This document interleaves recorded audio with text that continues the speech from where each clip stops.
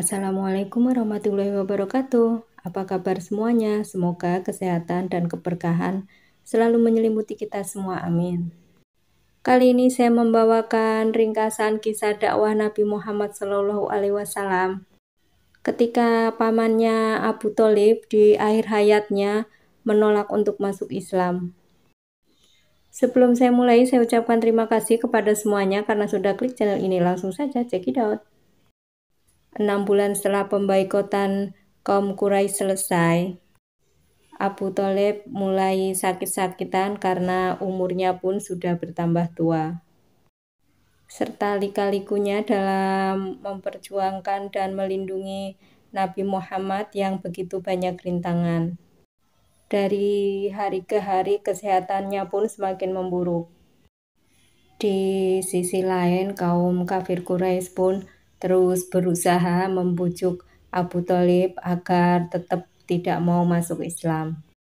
Mereka semua berunding bagaimana caranya agar Abu Tholib tidak masuk Islam. Salah satu dari mereka itu berkata, sepertinya Abu Tholib sudah mulai sakit-sakitan dan sepertinya akan meninggal. Ya benar, tapi lebih baik kita mengurusi Muhammad saja. Untuk apa kita mengurusi Abu Tholib yang sudah mau meninggal? Tidak bisa begitu. Kita tahu bahwa Abu Tholib adalah seorang yang sangat disegani dan dihormati di sini. Kalau dia sampai meninggal dan Abu Tholib masuk Islam, habislah kita. Tentu saja semua orang Quraisy akan masuk Islam melihat Abu Tholib sudah masuk Islam. Lalu apa yang harus kita lakukan? Kita bujuk sekali lagi agar Abu Tholib tidak melindungi Muhammad dan jangan sampai dia masuk Islam. Baiklah, kita ke sana sekarang. Mereka yang mendatangi rumahnya Abu Tholib adalah Utbah bin Robi'ah, Saibah bin Robi'ah, Amr bin Hisham alias Abu Jahal, dan Abu Sufyan bin Harb. Salah satu dari wakil mereka, yakni Abu Jahal, berkata kembali kepada Abu Tholib, "Wahai Abu Tholib, sebaiknya engkau hentikan Muhammad untuk berdakwah dan kita bisa berdampingan secara damai menurut agama dan kepercayaan kita masing-masing." Abu Tholib pun merasa lelah dengan semua permintaan orang-orang kafir Quraisy tersebut. Maka Nabi Muhammad pun dipanggil oleh Abu Tholib untuk menyelesaikan masalahnya. Dan setelah Nabi Muhammad datang, Abu Tholib pun menjelaskan permintaan dari kafir Quraisy tersebut.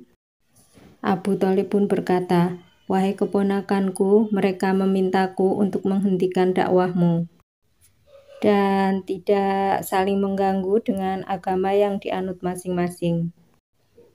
Nabi Muhammad pun menolak apapun kondisinya, walaupun Abu Tholib sedang sakit keras. Nabi Muhammad pun memberikan solusi. "Maukah kalian mengucapkan satu kalimat yang membuat orang tunduk kepadamu, bahkan seluruh bangsa Arab?" Para pembesar kaum Quraisy itu bertanya, "Kalimat apa itu Muhammad?" "Ucapkan la ilaha illallah dan tinggalkan sesembahan kalian." Mereka semua terdiam. Abu Jahal pun menjawab, "Wahai Muhammad, apakah kamu akan menjadikan Tuhan kami dari yang banyak hanya menjadikan satu? Dasar memang agamamu itu benar-benar aneh." Mereka semua pun menolak mengatakan kata-kata la ilaha illallah dan pergi meninggalkan Muhammad dengan rasa kesal. Karena pintu hidayah mereka sudah tertutup, jadi benar-benar tidak mau masuk Islam. Ketika kesehatan Abu Tholib semakin parah dan tidak kunjung membaik, namun Abu Tholib pun tetap berpegang teguh kepada ajaran nenek moyangnya dan benar-benar tidak mau masuk Islam. Dan benar saja, ketika di bulan Rajab, Abu Tholib pun meninggal dunia. Menjelang sakaratul mautnya pun Nabi berada di sisinya. Nabi Muhammad sebenarnya sudah membujuknya agar mengucapkan 2 kalimat syahadat atau masuk Islam, namun Abu Thalib tetap pada pendiriannya. Di akhir hayat Abu Thalib, banyak juga petinggi yang berada di sisi Abu Thalib. Ketika Nabi Muhammad membujuk Abu Thalib agar mengucapkan 2 kalimat syahadat, petinggi kaum kafir Quraisy itu pun tidak kalah juga, terus membujuknya. Wahai Abu Thalib, kamu jangan masuk Islam, karena kalau kamu masuk Islam maka ayahmu Abdul Thalib akan merasa kecewa di sana. Dengan rasa yang bimbang dan gusar, di akhir hayatnya pun Abu Thalib yang keluar dari mulutnya, "Aku masih beragama seperti agama nenek moyangku." Nabi pun dengan rasa sedih yang sangat mendalam berkata, "Wahai paman, walaupun paman belum masuk Islam, aku akan berusaha memintakan ampun kepada Allah Subhanahu wa Ta'ala."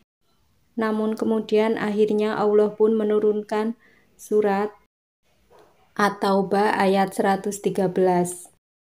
Tiadalah sepatutnya bagi Nabi dan orang-orang yang beriman memintakan ampun kepada Allah bagi orang-orang musyrik, walaupun orang-orang musyrik itu adalah kaum kerabatnya. Sudah jelas bagi mereka bahwasannya orang-orang musyrik itu adalah penghuni neraka jahanam. Barulah Nabi Muhammad sadar bahwa semua hidayah dan petunjuk Allah itu datangnya hanya dari Allah Subhanahu wa Ta'ala. Seperti dalam Al-Quran surat Al-Qasas ayat 56. Sesungguhnya kami tidak akan mendapat petunjuk kepada orang-orang yang kamu kasihi, tetapi Allah memberi petunjuk kepada orang-orang yang dikehendakinya, dan Allah lebih mengetahui orang-orang yang mau menerima petunjuknya. Dengan meninggalnya Abu Thalib tersebut, Nabi Muhammad SAW pun merasa bersedih. Apalagi meninggalnya masih dalam keadaan kafir.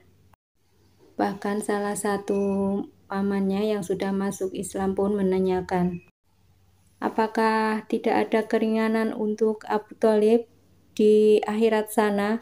Bukankah kamu seorang nabi?" Nabi Muhammad pun menjawab, "Abu Thalib itu jika tidak aku doakan, maka dia sudah ada di neraka yang paling dasar. Karena atas syafaatku, maka dia di neraka yang paling atas." Karena Allah Subhanahu wa Ta'ala membolehkan Abu Thalib untuk memberi syafaatnya, walaupun beliau meninggal dalam keadaan kafir. Seperti firman Allah dalam Al-Quran surat Al-Mudaththir ayat 48. Maka tidak berguna lagi bagi mereka orang kafir syafaat dari orang-orang yang memberikan syafaatnya.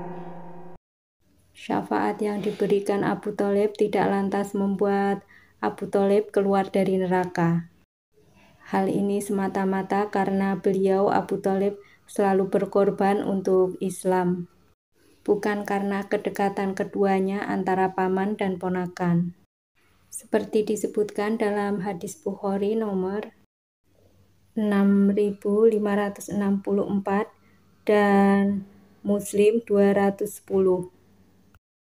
Semoga saja syafaatku berguna baginya pada hari kiamat, sehingga dia tidak diletakkan dalam neraka yang dalam, yang tingginya sebatas kedua mata kakinya, namun itu pun tidak menjadikan ubun-ubun kepalanya mendidih.